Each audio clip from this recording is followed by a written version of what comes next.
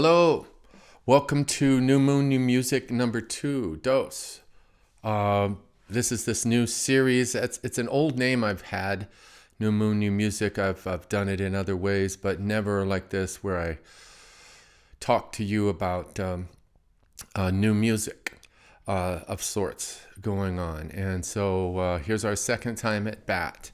And basically this time, last time we did a Kenny Malone kind of feature.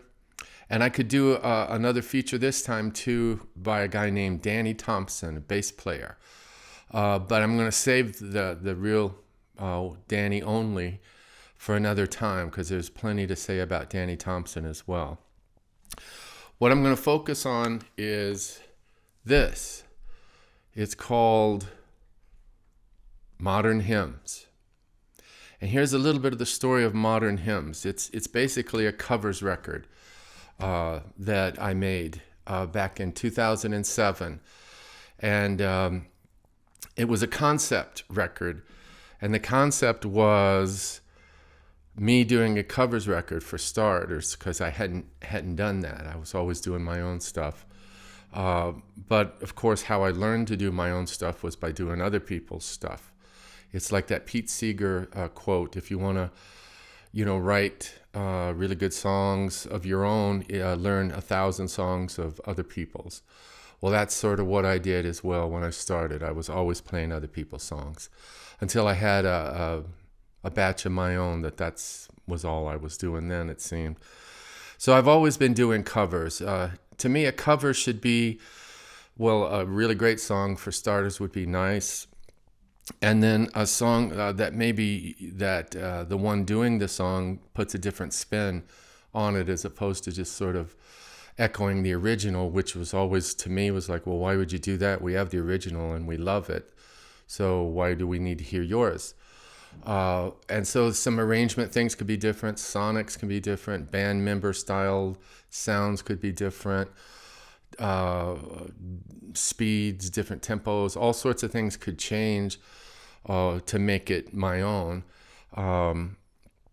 And what I did on this recording, Modern Hymns, was take songs from people that were, just huge for me, heroes of mine. So on here we have, starts off with a Gordon Lightfoot song. Then goes to a Joni Mitchell song. Well, those two of my heroes, of course. And it goes on from there, John Hartford, Mickey Newberry, because those were the people who influenced me. And I studied their records. I was, listening would be too small of a word for what I was doing with these people. Hoyt Axton's on here. And actually, so here's a little bit of a story. This very record right here, is that what it's called? Records? CD went out of print. So I recorded it in 2007. 2008 is when it got released, and it was on a 5-year lease. So that meant in 2013 it expired, and it's been out of print ever since 2013. Which is kind of a shame, because I think it's a really good record, which is why it's now called New Moon New Music, as in this is the new music that I'm going to bring out to you, because it's been out of print since 2013. And now we're in 2024, so I thought it was about time. And what also happened was I found one other track of a cover that I did of Cat Stevens' song called I Want to Live in a Wigwam. And so that's the actual first song on the new Modern Hymns. Everything else is really the same as it was before, remastered a little bit differently, and then it includes the I Want to Live in a Wigwam by Cat Stevens. So why did I do this recording in the first place? So here's where I'm going to start with our listening today. I was a fan. I was kind of an audiophile kid. I was like 16. I was playing gigs already. I was playing in a club maybe 3 to 6 nights a week. So I was making decent money for a 16, 17, 18-year-old as I was in those days. And I'd spend my money on records. And I'd kind of buy anything I wanted to. It was back in the days when you'd buy LPs. And I could buy anywhere 4 or 5 new ones per week, and they would run from Ravi Shankar to classical to bluegrass to jazz to everything. And it was just a big, huge period, and it was probably the mid-'70s, and there was a lot of great music out, and I was hearing a lot of it. There was a record for audiophiles called, there's this type of recording called direct-to-disc. And what that means is you play music right through a microphone like this, let's say, or a whole team of musicians. And instead of it going to tape, which adds hiss to the recording, and then normally the process would be you go to tape, multi-track, let's say, 12 or 24 track or whatever. It collects its hiss, and then you mix in that 12, 24 track thing down to 2 tracks onto another piece of tape, actually. So now you've got 2 hisses. The next thing to do in that process is to go into, I guess, the lathe, I guess they call it. And that's where you actually cut the grooves into a record, a mother record, they call it. And I used to do that process, not the technical part, but I used to make records like on LPs when that's all there was. So that's where I started recording-wise. Anyway, if you take away those 2 other places of hiss collecting, the multi-track and then the 2 mix at the end, you have got a better and a less hissed up recording. And so there was a series in Los Angeles where I was sort of living in the general area there. I was 90 miles away, but I was hip to a place called Sheffield Labs. And Sheffield Labs had kind of the best engineers, both mastering engineers and recording engineers. And they got together and said, hey, let's make some recordings without the tape. Because here in LA, they've got some of the best musicians on earth who can play, just stuff and play it perfectly, play it great, and have it at record level like right now. And so there was a series of those things. There was a bluegrass version of a record, and I really enjoyed that one. There was some classical stuff. There was piano, concerto type stuff going on. But there was a record that really stood out that I really patterned the type of recording that this was going to be for this. And it was called Thelma Houston and the Pressure Cooker. And the Pressure Cooker was their name of the band, but it was just a bunch of great studio cats who could handle the pressure of like, no, we're not going to tape. There's not a safety net here. Oh, the other thing about those recordings, when you start the recording on side A, you have to play those 5 songs in a row with the break in the middle between songs and the engineers fading, and the whole thing is all happening at one time. Like you start that first song, you end that 5th song, and you needed to have caught everything because there's not a second chance. That's what I was trying to do with this recording. And I rigged that up with Gary Pachoza, who was my engineer, and we're the ones who cooked this thing up.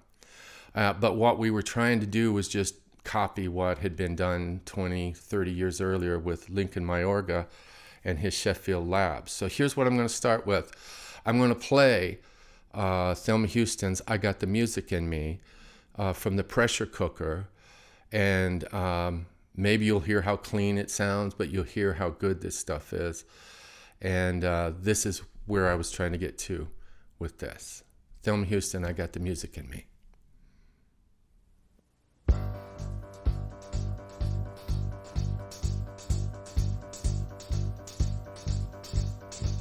Ain't got no troubles in my life, no foolish dreams to make me cry.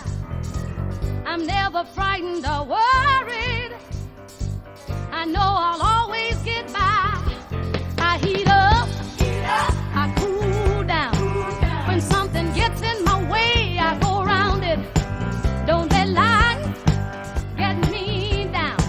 Gonna take it the way that I found it, y'all. I got the music in me, I got the music in me.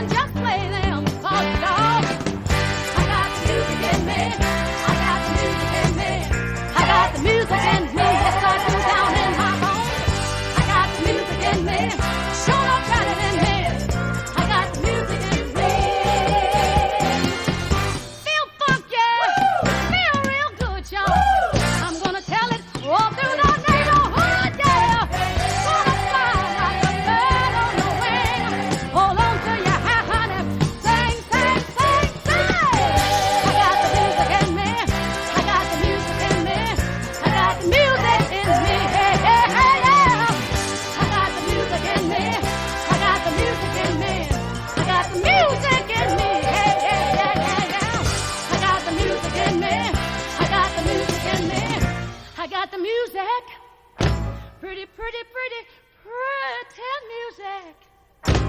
I got the music in me, yeah.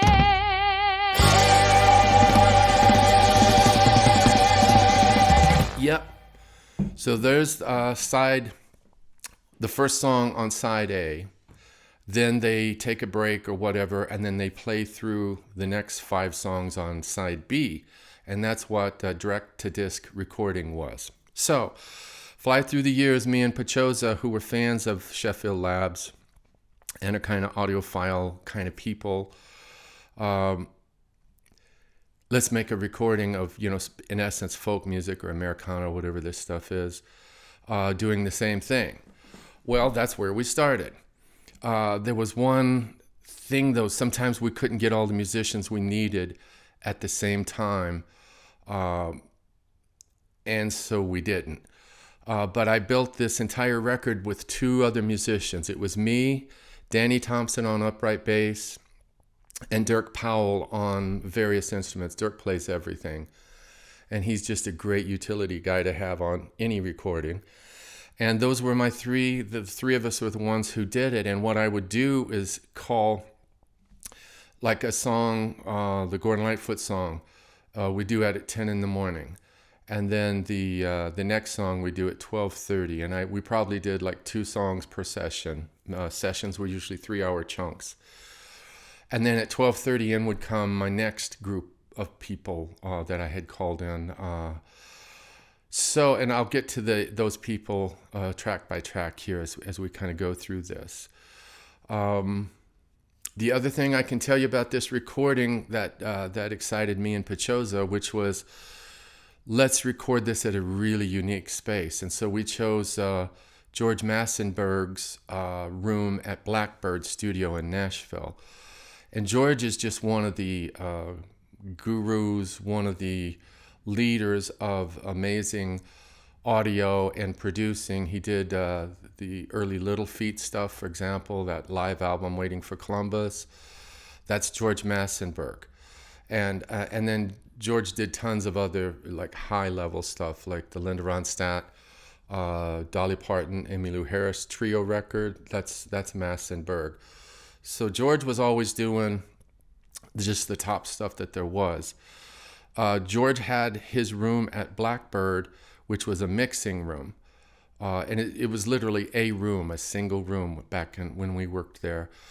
And we asked George, Gary did the asking, because engineers to engineers can get a lot more done, it seems like to me, than non-engineers asking for something. We asked George if he'd let us record, not mix, but record this idea about the pressure cooker type of recording, like they did in LA. And he was all for it. So he let us bring in basically a recording console of some kind. Brandon Bell was also helping us on that. Brandon went on to do all sorts of other great engineering from there, but there was a time where Brandon Bell and Pachoza were working together as a team. They were a great team. And that's where we recorded this whole album, was in one single room of George Massenburg's. And so there were, at times we'd have a string section in the room with us. At other times we'd have a choir, the Fisk Jubilee Singers, with us. Most of the time it was acoustic instruments in there. But anyway, I'll describe it track by track. What I'm going to start off with is a song of Gordon Lightfoot's called All the Lovely Ladies. So I remember this is one of the early recordings we did in this process, maybe even the first song, actually. And because I started with Lightfoot, my own singer-songwriter journey really began, not counting, let's say, Hank Williams and Johnny Cash or Haggard, which I was getting from my dad's music. Where I started getting into my own thing was the singer-songwriters of the 70s, mostly Jackson Browne, James Taylor, Joni Mitchell, and top of the heap to me was Gordon Lightfoot. So I was a huge Gordon Lightfoot fan. I knew I'd be doing a Lightfoot song. And All the Lovely Ladies is perhaps an odd choice because he's written hundreds of songs. But All the Lovely Ladies to me, to me, it's a prayer. It's a call to worship. If this were a church, that first song you do in a church setting for a Sunday morning is called Call to Worship.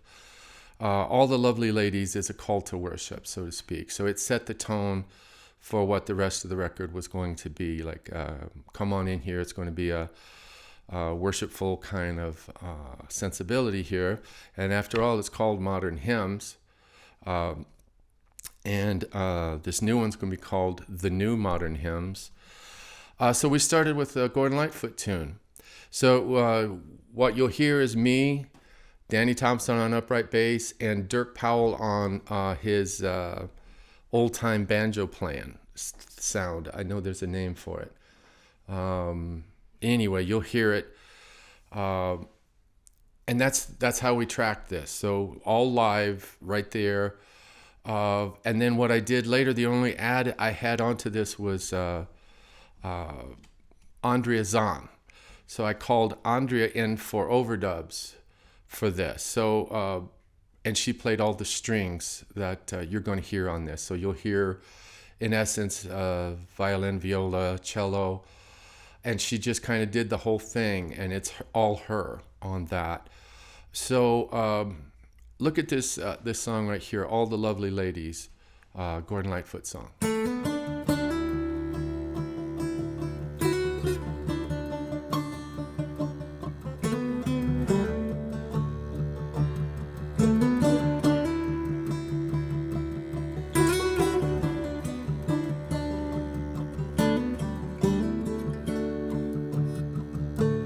All the lovely ladies in their finery tonight, I wish that I could know them one by one. And all the handsome gentlemen with loving on their minds, strolling in to take the ladies home. Bless you all and keep you on the road to tenderness. Heaven can be yours just for now. All the gentle strangers who by nature do not smile, to everyone who cannot hold a pen, to all you heavy rounders with a headache for your pains, but dread the thought of going round the bend. Bless you all and keep you on the road to better things. Heaven can be yours just for now.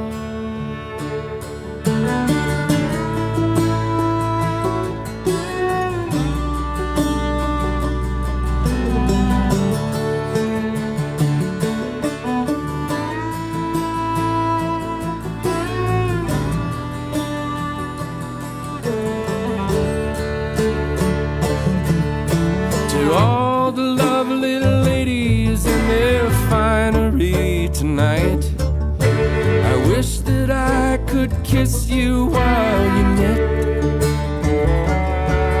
To all the ones who've learned to live with being second guessed, whose job it is to give more than they get.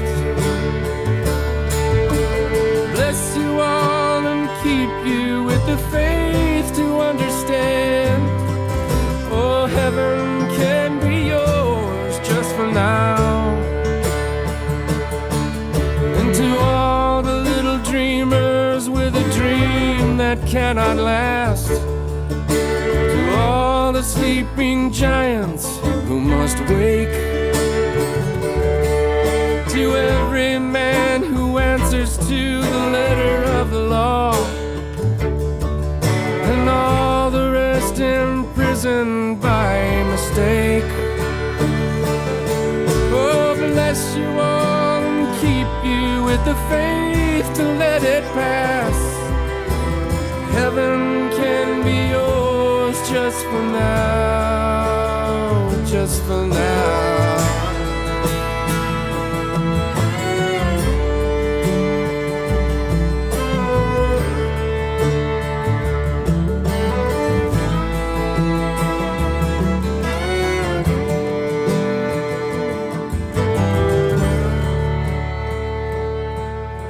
To all the lonely sailors who have trouble being seen, to all of you with heartache that remains,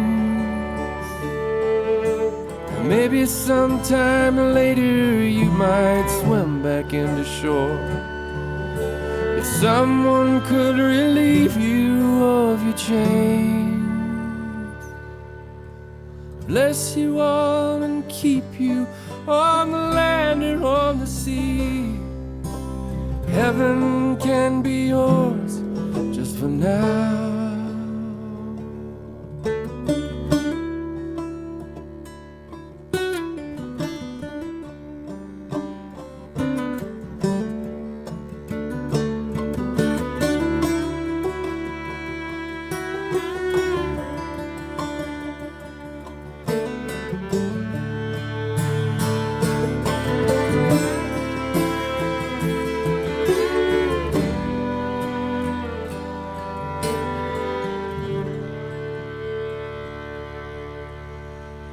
So there was All the Lovely Ladies, and I think it's a good start to this album in the way that I wanted to put it together.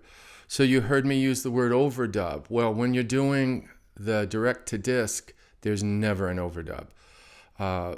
And so we had to kind of let go of the full spectrum of what a direct-to-disc recording would actually be, because you can overdub. And also, Pachoza was a little, he wanted more of a safety net in an audio kind of way. Then otherwise I would have had to make him mix as we were playing the song. And Andrea would have needed to be in the room, and she wasn't, and she couldn't have overdubbed cello and all that. So just to understand where we started the record was with this ideal of the pressure cooker like they did in LA. But our compromise was me and the other musicians almost entirely would be in the room at the same time. And if we needed something, then I would go get it as an overdub. And All the Lovely Ladies shows the overdub of Andrea Zahn, but I think she did an amazing part in that song. The next song up is a song by Joni Mitchell called Urge for Going. Now this was tracked with, in that same room with Dirk on banjo, Danny Thompson on upright bass. I was on acoustic guitar and singing lead vocal, like the keeper track, no safety net type thing. And also had Stuart Duncan on fiddle in there in the room with us. So we that's how we did this song. But when I finished it, I realized I needed to have mandolin, and I had a fantasy of having Dale McCoury singing tenor on this thing. And so I brought these ideas of having Ronnie and Dale over to Ronnie, because we were pals and knew each other through festival, this and that and all that. And I just asked Ronnie if he thought that this Joni Mitchell song was something that Dale would want to come in and sing, and that Ronnie would play mandolin on. He said, absolutely. So as an overdub, Ronnie and Dale came over one afternoon over at Pachoza's, and we got Ronnie on first, and then Dale did harmony after the mandolin was on as an overdub. And it's one of my proudest moments on this record because particularly of Dale singing Joni Mitchell, because to me that's a big deal to have Dale singing Joni. So that's what you're going to hear on this recording that I'm about to play for you. The other thing I can tell you is this Joni Mitchell song she wrote when she was about 21 years old, as best I can figure. And it's just a tremendous song at any age, but it kind of shows that we've got a 21-year-old brilliant Joni Mitchell who's going to be giving us great songs for the next several decades, which she has proven. I first heard the song not through Joni or not even Tom Rush, who released it in the folk world back in that day. I really didn't know those versions. I knew a George Hamilton IV version because George Hamilton IV was country music's or Nashville's version of the folk boom. George would record Dylan songs and folk songs of the time, kind of reflecting what the young people back in the day were going crazy for back in the folk boom. George Hamilton IV was doing that in Nashville, and they thought that was a pretty good idea, and it actually kind of was. I remember hearing, particularly good songs from George Hamilton IV, who was picking his things. I know Chet was producing that stuff,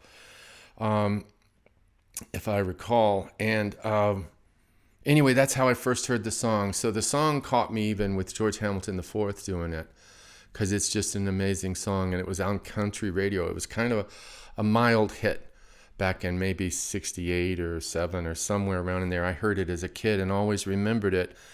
And so here, listen to our kind of bluegrass version, if you will. And what's bluegrass? Partially, it's just the 2/4 kind of thing. I know there's a lot more to bluegrass, and we could get into that sometime. But the instrumentation is there with Stuart Duncan on fiddle, Ronnie McCoury on mando, and Dirk on banjo and all that.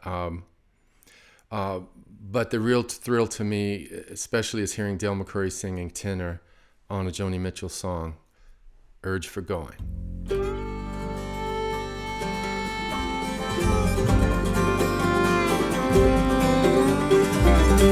I woke up today and found the frost perched on the town. It hovered in the frozen sky and gobbled summer down. When the sun turns traitor cold, shivering trees are standing in a naked row. I get the urge for going, but I never seem to go.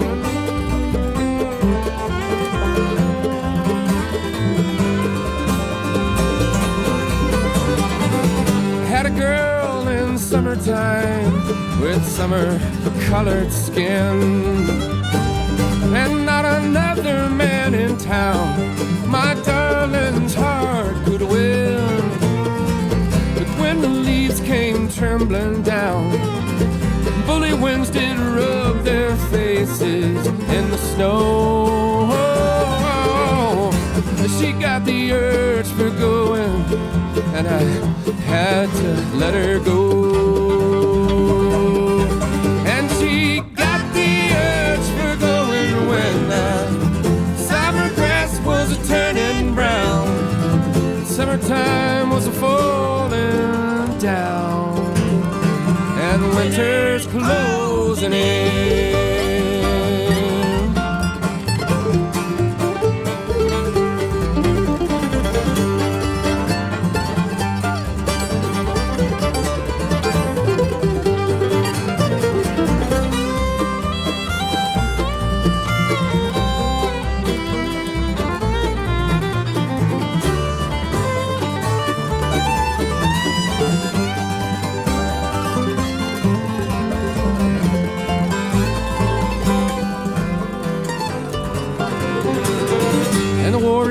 Of winter, they give their cold, triumphant shout, and all that stays is dying, and all that lives is getting out.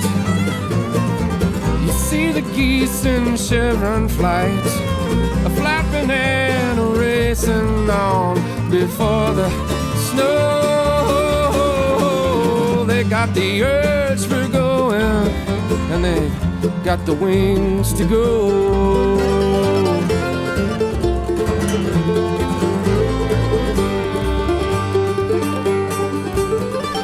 I'll ply the fire with kindling, pull the blankets to my chin. I'll lock the vagrant winter out, and I'll bolt my wandering in. I'd like to call back summertime and have her stay for just another month or so. got the urge for going, and I'm gonna have to let her go. And she gets the urge for going when the summer grass was a turning brown, and all her empires were falling down, and winter's closing in. And I get the urge for going when the meadow grass is turning brown and summertime is falling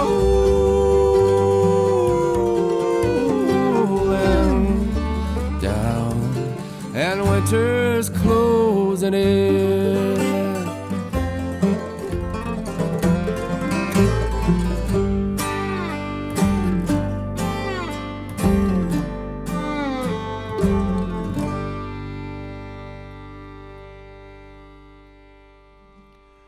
Yeah, the Dale McCoury part, that just does it to me every time.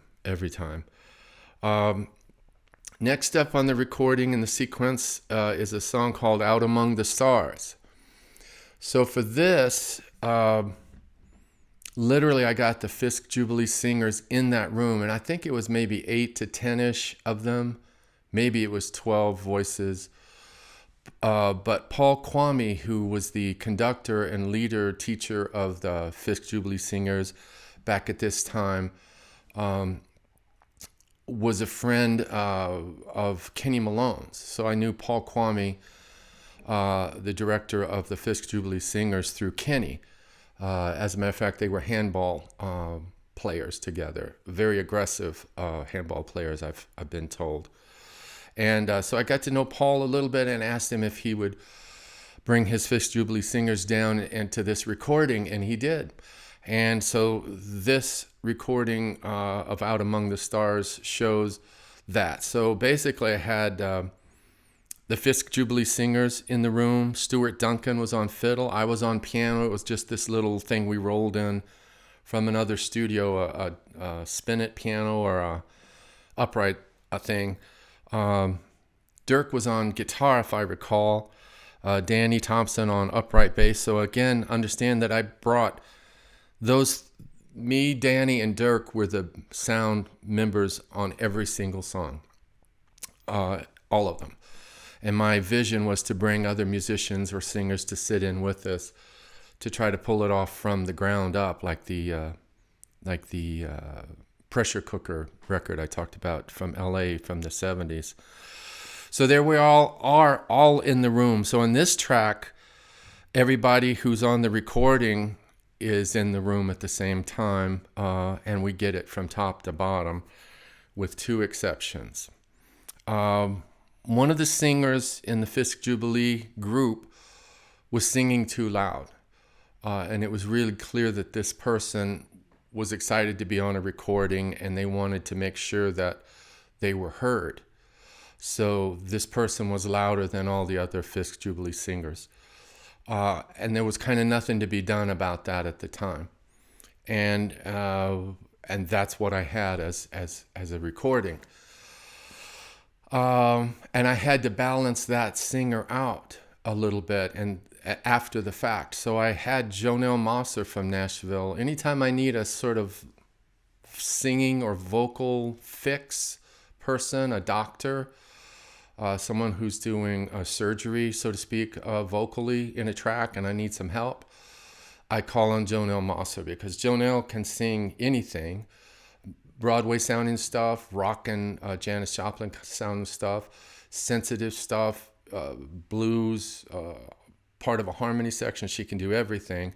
So I used her to help me blend out that singer that stood out too much, and I found a little companion in what Jonelle did on another part, singing in with the Fisks, and it made it to where I could blend it together. So listen to this. This is Out Among the Stars, written by Adam Mitchell, who I've heard is from Scotland, who had moved to Canada and then moved to LA somewhere in the 70s and had written about a Texas scene, and he nailed it.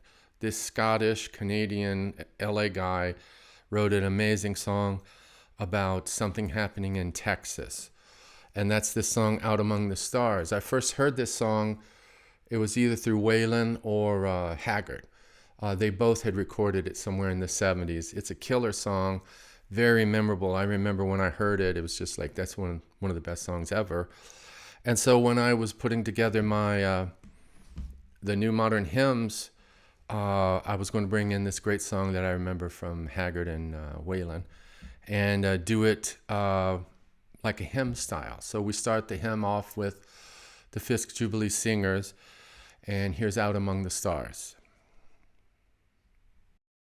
Farther along, we'll know all about it.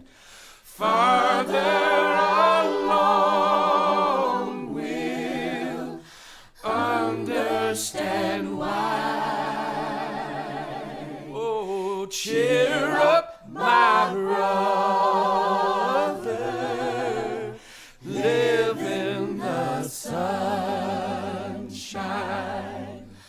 We'll understand it all by and by. Well, it's midnight at a liquor store in Texas. It's closing time, another day is done. When a boy from off the street, well, he points a pistol. He can't find a job, but Lord, he's found a gun. And he pulls it off with no trace of confrontation. He just lets the old man run into the street. And he knows that soon they'll come with guns a-blazing. And already he can feel that sweet relief. Oh, how many travelers get weary, bearing both their burdens and their scars. Don't you think they'd love to stop complaining and fly like eagles out among the stars?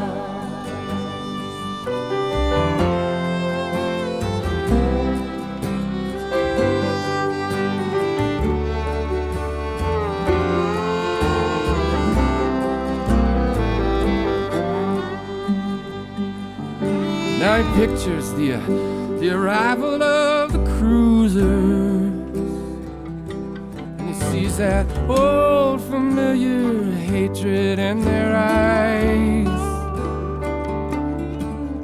And he knows that while they're shooting at this loser, they'll be aiming at the demons in their lives. Oh, how many travelers get weary, bearing both their burdens and their scars. Don't you think they'd love to stop complaining and fly like eagles out among the stars?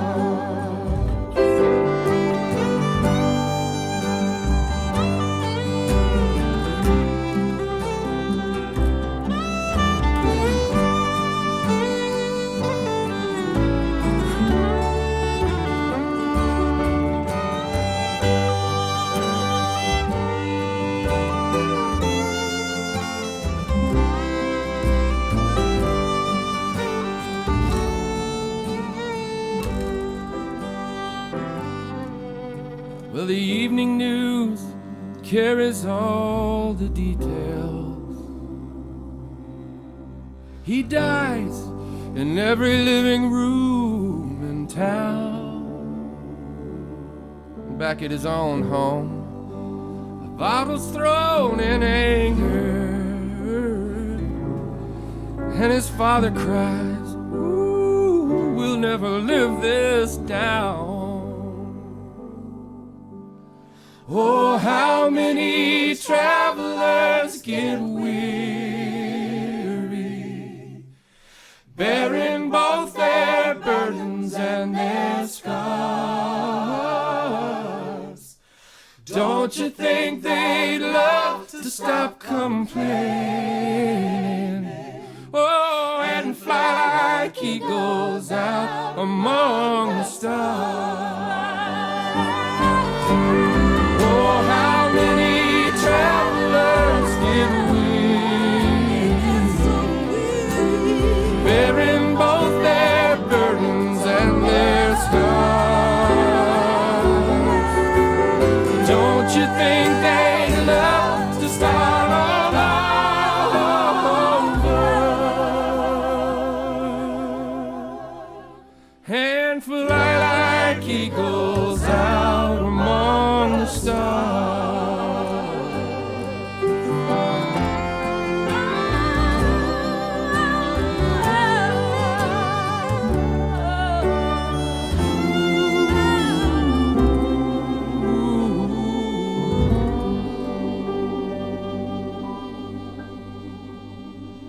Thank you, Jonelle Mosser, for saving the track. The room that we recorded in, I'm in a room right now. I'm in a hotel kind of cabin-y thing in Hotchkiss, Colorado. It was about the size of this room, actually. So what is this room? Maybe 20 by 20, 24 by 24-ish. That's roughly what George's room was. Maybe his was 30 by 20, I don't know. But it was a smallish room meant to only mix in. And it was designed by George. And George is just one of our, one of the leading minds of audio, honestly, that the U.S. has produced. And he's done it through gear. He's done it through producing. And he did it in the design of this room that he let us get into. So I want to show you a picture.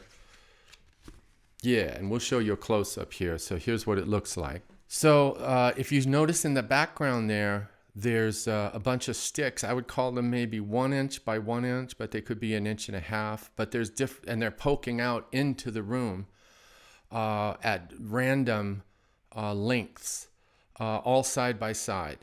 All 4 walls were that way. And there were 2 things very apparent when we were recording in there. One is visually, if you're looking across the room, and you can also, if I'm looking across the room, I'm seeing these things poking out at me in my peripheral vision.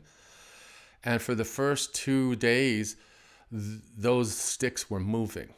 There's something about the peripheral vision and these things poking at different angles and not angles, but lengths that looks busy. The eye just kind of jumbles it, and it really looked like they were vibrating or moving, but it's the eye's playing tricks on us. Because again, look at the picture and see those sticks. And the sticks were that way behind me, and the sticks were that way across from me.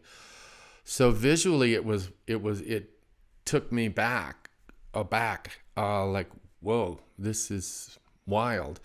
But the other thing, the sound of a room that's like that, and I'm going to oversimplify like times 1,000 here, but to my little brain, it breaks up the reflection of off the walls. Because right now, I'm in a room where you can hear that I'm in a room.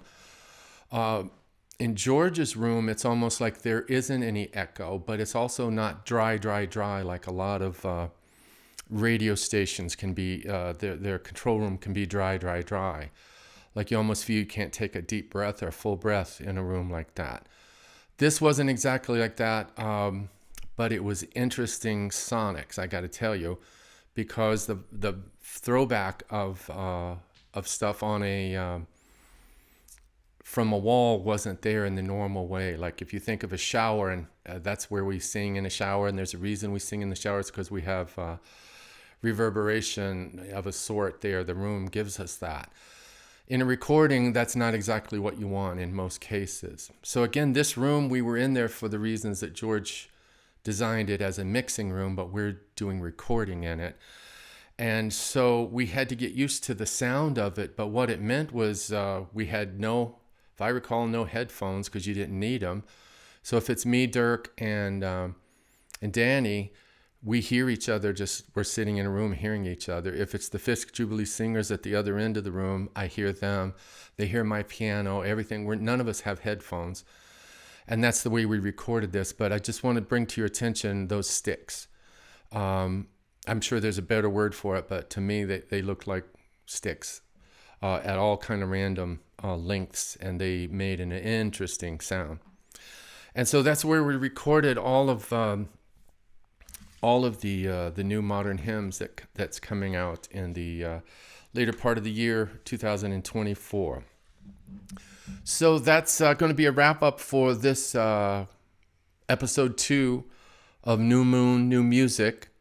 And be on the lookout for the full, new release of this thing, the new modern hymns, and with the Cat Stevens edition. And then finally, this record is back in print. It exists, which I love this record. And the next episode or 2 of New Moon, New Music, I'm going to just keep going down the list of the sequence and talking about what I remember about some of this stuff. So buckle up. It's going to be 2 or 3 episodes of this, but I think it's a very, very great record, especially of all the folks who helped me make this a great record. It wasn't just me. I had the players to Pachosa, and we'll continue that talk. Join us next time, okay, on this series. Thank you. I'd like to live in a wigwam. I'd like to live in a wigwam. I'd like to live in a wigwam and dance around the totem pole. I'd like to live in an igloo. Yeah, I'd like to live in an igloo. I would like to live in an igloo and fish from an ice hole. I'd like to ride on a caravan. I'd like to take a ride on a caravan. Yeah, I'd like to ride on a caravan and sing with the gypsies. I'd like to live on a commune. Yeah, I'd like to live on a commune. Yeah, I'd like to live on a commune, and people can call me hippie. Hey.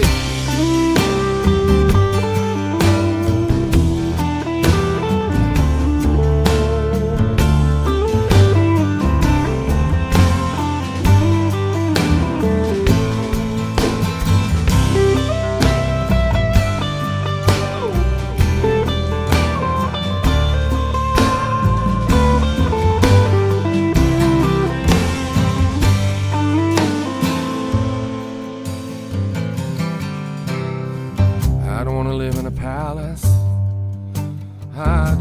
live in a palace. I don't wanna live in no palace. There's too many empty rooms.